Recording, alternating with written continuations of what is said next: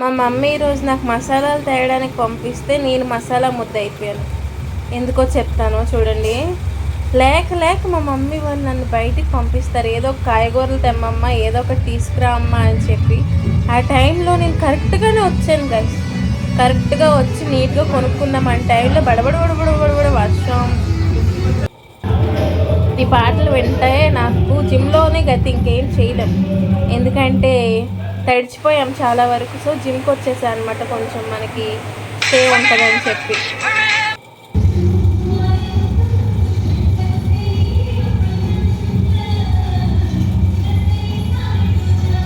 మనం ఎక్కడున్న ఎలాగున్న వైబ్ అవ్వాలి కాబట్టి వైబ్ అవుతూనే ఉంటాం. చూసారా, తడిసిపోయిన కోడేకల్లా ఉన్నాయి నా జుత్తు అయితే. ఈ సొంపుకి నాకు మళ్ళీ గేట్ ఒకటి, ఒక పక్క వర్షం గేట్, ఏం చేయలేం. వర్షంలో తడిచి మరి ఇంటికి వచ్చేసాం. ఇట్లుంటుంది మరి మనతో వెళ్తే బయటికి. ఏం చేస్తాం, కొన్ని విషయాలు సబ్స్క్రైబ్ చేసుకోండి, నచ్చితే కొంచెం.